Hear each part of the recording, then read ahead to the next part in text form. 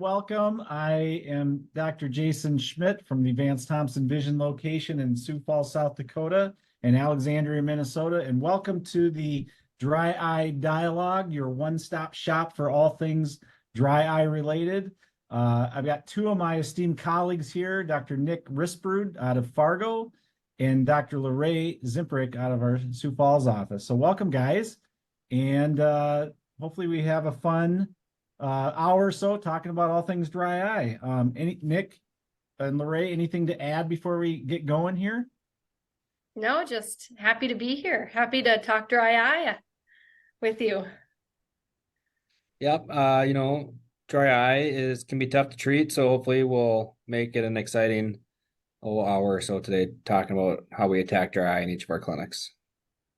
Yeah, the goals today is to try to talk about some diagnostic tests that we use, new treatment options. Hopefully we'll get into some good discussion, and then just ways to maybe implement a dry eye treatment practice into your offices there. So before we get started, anything that you want, I usually like to start out with a fun fact that you could tell everybody. Like, Nick, I know you play a lot of golf. Lorraine, you're playing golf, but I've had a hole-in-one before. I don't know if you guys have had a hole-in-one, but that's my interesting fact about me. Nick, how about you? No hole-in-ones. No hole-in-ones? No, interesting fact. I'll say I'll stick with the same I had. I had 23 cavities in my baby teeth growing up. No hole in one for me.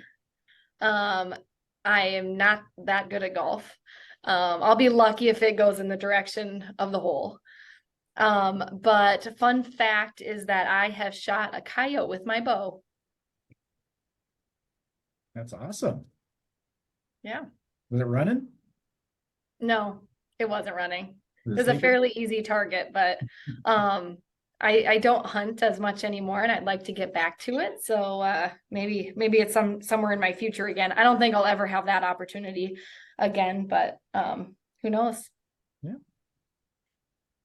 Well, this first section that we want to talk about, we're going to hopefully divide this into 4 groups today, but this first section is to talk about just a little bit of background of dry eye in general. Dry eye is not the most sexy thing in eye care, but it's real. It can be chronic for patients and, somewhat debilitating even, but a little bit of the background. So dry eye is a chronic, progressive, multifactorial disease.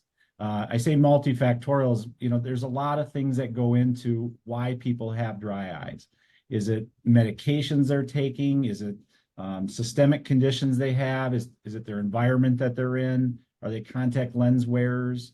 And screens, we're on digital devices more than ever.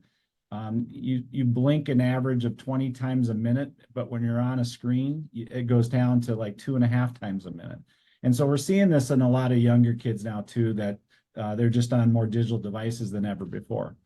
But it's defined by increased osmolarity. So your tears get more concentrated. There's inflammation and there's neurosensory abnormalities. And I'll get to that a little bit later.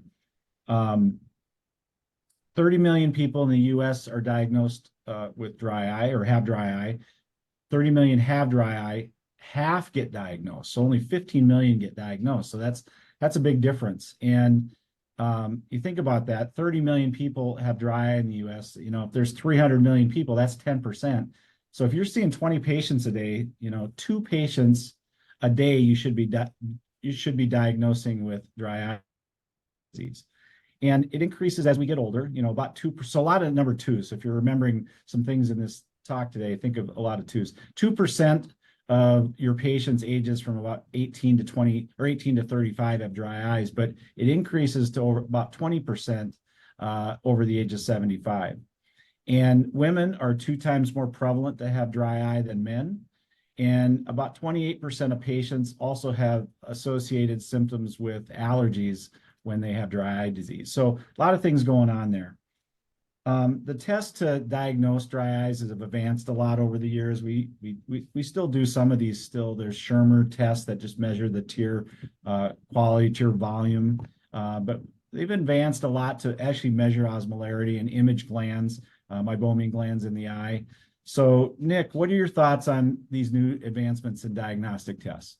Yeah, Jason, I can say I'm really happy we have them because for me, I think dry eye is tricky, and maybe I'm the only one, but it seems like my patients with the most clinical signs are not always complaining about their dry eyes.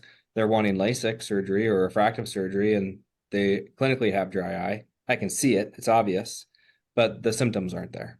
Or some of my, patients with the most severe symptoms under the microscope, it's not that obvious. So signs and symptoms don't always correlate very well with dry eye, and that's where I think having these diagnostic tests to help us out really, help us nail the diagnosis. I think dry eye to me is kind of like keratoconus, where keratoconus prevalence now is increasing, and it's not that more people are being born with keratoconus today than they were 20 years ago. It's just that our diagnostics for diagnosing keratoconus have gotten better with corneal topography. I'd say same thing with dry eyes. People are not being born more now with dry eyes than before. It's just our diagnostics are allowing us to treat it, diagnose it, and treat it. And if, with increased, technologies to treat, we're more likely to, find it. It's not, it's not always easy to diagnose something when there's not many treatment options. Well, thankfully now with our diagnostic, with all the different treatment options that we have for dry eyes, we're diagnosing a lot more.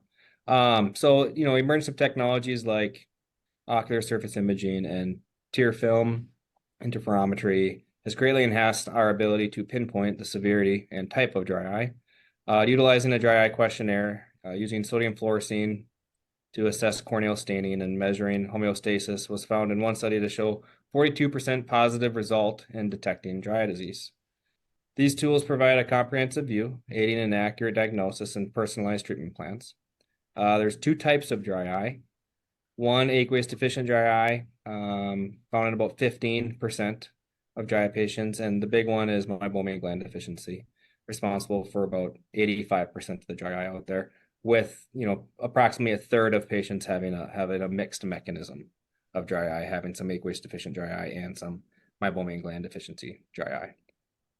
A lot of groups and societies created that have been, a lot of groups and societies have been created to target and treat dry eye. Most notorious, the Tear Film Ocular Surface Society, publishing our DEWS reports.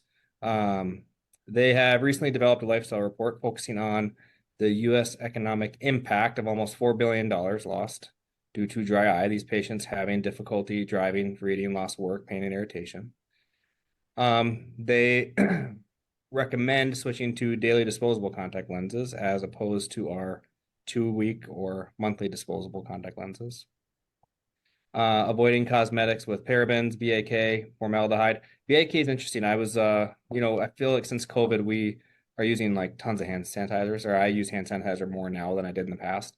And a lot of the active ingredients on the hand sanitizers that we use, it's benzalkonium chloride or BAK. So the stuff that's killing the bacteria on our hands is often the preservative in some of these eye drops. So be on the lookout for these preservatives. Two more recommendations were keeping screen time to less than 2 hours a day, and then having environmental controls consistent with elevated humidity and stable temperatures in the house. And I think that's right. I think with the hand sanitizers, people are getting them on their hands, and you don't realize how many times you touch your face or touch your eyes, and that stuff can get on your skin and it can irritate your skin and around your eyes too. But the part about the signs and the symptoms, that's totally right. And part of that is that there are 4 stages to dry eye. Stage 1, patients are asymptomatic. And so that's our job, is to kind of find those patients in stage 1 and to kind of identify that. Because if we don't, then they're going to progress and get worse. They're going to move into stage 2 and stage 3. And stage 4 is very debilitating. Hopefully you never see any of those, but it's the stage 1 patients. And that's the key, is to identify those. Just like when we go, to the dentist or go to get our annual physical, we may not have any symptoms of having 27 cavities in our baby teeth or whatever the case might be. But it's the dentist's job is to identify that you have a cavity and to do something about it, because if you don't, it's going to get worse. And when you go to get your annual physical, you may not have any symptoms of high blood pressure or high cholesterol or whatever it might be. But that's your doctor's job to identify that. And that's kind of what our job is, to identify those patients that are asymptomatic in stage 1, just so that they don't continue to progress and make it more difficult to manage down the road. The neurosensory abnormalities, I guess I wanted to go back to that a second. So it's a cycle. When your eyes are dry, you have inflammation in your tear glands, your lacrimal gland, your meibomian glands, whatever it might be. And then those glands can't produce tears very well. And so then your eye undergoes inflammation. And that inflammation then affects the sensory nerve back to your brain. So you don't get the feedback that your eyes are dry. So then you get less tear production, more inflammation, less feedback. And that's the key of breaking that cycle. And that's the difficult part, is 1, to identify it, but 2, to break that cycle and get the eye back to homeostasis, get the blink rate back to normal, get that lacrimal functional unit back to normal. You know, until next time, I guess, stay curious and keep learning. The world of eye care is ever changing, and so are we. I want to thank Lorraine and Nick for engaging with us today. Make sure you visit our website and follow us on social media for additional resources and updates. Tune in next time for an awesome discussion on the Sharp Science Sessions, all things LASIK. Well, I'm your host, Jason. Take care and good night. Thanks, Jason.